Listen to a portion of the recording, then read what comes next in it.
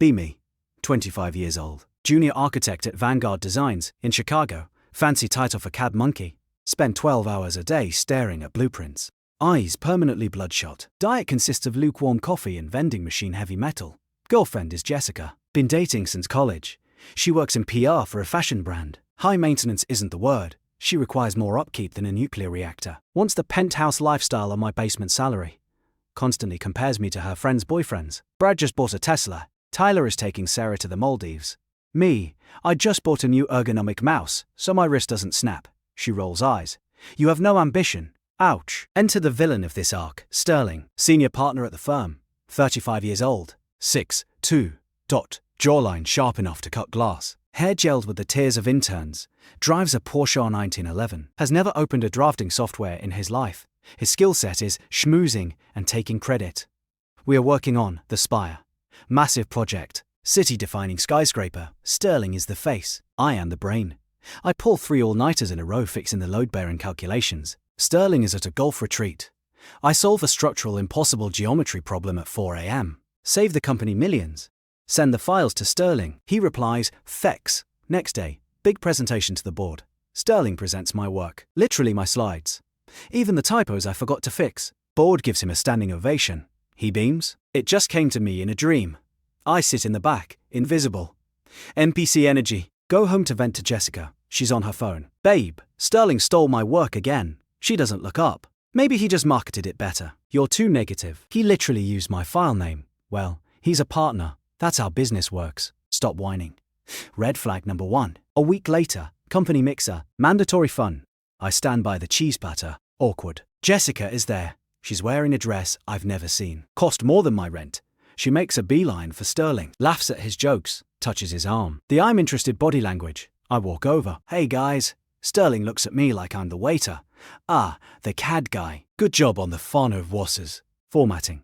Jessica giggles. He's so detail-oriented, she says, mocking me. Stomach drops. Leave early. Go home. Wait for her. She comes back at 2 a.m. Smells like expensive cologne and betrayal. Where were you? Just networking. God, you're so insecure. Gaslighting.exe on. 2 days later, I'm working late again. Everyone else is gone. Sterling's office door is open. Computer unlocked. Curiosity kills the cat. I walk in. Email client open. See Jessica's name. Click. Reading the thread. Last night was wild. He suspects nothing. He's such a loser compared to you. Leave him. I'll get you a job at the firm's PR department. World spinning. Heart rate 200 BPM. Take photos of screen with phone. Save evidence. Leave the office. Drive to the apartment. Pack my stuff. Clothes, PC, toothbrush. Leave the keys on the counter. Leave a printout of the emails on her pillow. Petty. Yes. Necessary? Absolutely. Drive to a cheap motel. Sit on the bed. Stare at the wall. Life.exe has crashed. Girlfriend gone. Job is a lie. Self-esteem in negative integers. Next morning at work, Sterling calls me in. Smug grin. Jessica tells me you two split. Tough break, kid. He knows that I know. He doesn't care. By the way, I need you to redo the lobby renders by tomorrow. Something snaps. Not a loud snap. A quiet, dangerous snap. Sure thing, Sterling. Go back to desk. Do the renders. But I add something. Tiny, hidden details. Subpixel imperfections. Code hidden in the metadata. A time bomb for the future. Then, I quit. I'm out. Sterling laughs. You'll never work in this town again. Watch me. Walk out. Unemployed. Single. Living in a studio apartment the size of a shoebox. Depression arc begins. Eat ramen. Watch rain hit the window. Sleep 14 hours a day. Need an escape. Can't look at architecture magazines anymore. Reminds me of the lie. One night, can sleep. 3 a.m, go for a walk. End up near the old industrial district. Abandoned sugar factory. Huge, rotting beast of brick and iron. Fence has a hole.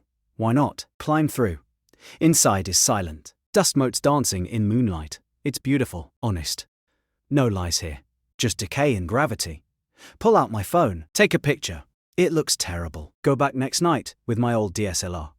Set up tripod. Long exposure. The rust looks like gold. The broken glass looks like diamonds. I feel calm. For the first time in months. Start doing this every night. Urban exploration. Create an anonymous Instagram account. Shadow_draft. Post the photos. No hashtags at first. Just the coordinates. 10 likes. 50 likes. People comment. This lighting is insane. The composition is architectural. Yeah, because I'm an architect, idiots. But I don't say that. I keep the mystery. 6 months pass. I'm working freelance gigs online to pay rent, designing decks for suburban dads. Boring, but pays the bills. Night is for the grind. I scale cranes, break into subway tunnels, climb bridge suspensions. The adrenaline is my drug. Replaces the pain of Jessica. One night, I'm in an abandoned asylum. Creepy as hell. Exploring the basement morgue. Hear a noise. Footsteps. Police ghost. I freeze. Hide behind a rusted gurney. Figure steps into the room. Hooded. Holding a camera. Not a guard. Another explorer. They set up a tripod. Professional gear. Sony Alpha A7S III. Expensive glass. I step out. Nice framing. Figure jumps 3 feet in the air. Drops lens cap. Jesus Christ. You scared me. Voice is female. She pulls back hood. Messy black hair. Piercing blue eyes. Dust on her cheek. Combat boots. Sorry, say. Didn't know this spot was taken. She glares, then relaxes. I'm Cat. I'm Ghost. She rolls eyes. Edgy. Nice to meet you, Ghost. We talk. She's a journalist. Writes about forgotten history. Uses the photos for her articles. We end up exploring the rest of the asylum together. She's fearless. Climbs a rotting staircase without hesitation. Structure looks unstable, I warn. Live a little, she says. We reach the roof. Watch the sunrise over the city. Share a thermos of coffee. It's nice. No pretense. No manifesting. Just 2 weirdos on a roof. We start teaming up. Every weekend. New spot. Old sewers. Forgotten bunkers. Rooftops of luxury hotels. Sneaking in through service elevators. My account blows up. 100k followers. Who is Shadow_Draft? People speculate. Is he a criminal? Is he Banksy? Meanwhile, I check LinkedIn. Jessica and Sterling are engaged. Power couple. Sterling is promoted to partner. The Spire is nearing completion. My stomach churns. But then, something happens. Kat calls me. Hey, I found something. You need to see this. We meet at a diner. She has a stack of old city maps. Like 1920s, old. You know the Spire, she asks. Unfortunately, it's built on the old textile district. So, look at the hydrology map from 1910. She points. Under the foundation of the Spire, an underground river, capped off in the 50s. But the cap was temporary. If they drove the pylons too deep, I say brain activating. They would have cracked the cap, she finishes. Erosion, I whisper. Catastrophic sinkhole potential, she says. Sterling wouldn't check, I say. He used the modern surveys. They don't show the deep aquifers. I know Sterling. He cuts corners. He would have skipped the deep soil radar to save a week. We need proof, Kat says. We can't get on the site. It's locked down. The river, I say. We go in through the old sewers. That's suicide, she smiles. Pick you up at midnight. Gear up. Waders. Gas masks. Methane detectors. We descend into the city bowels.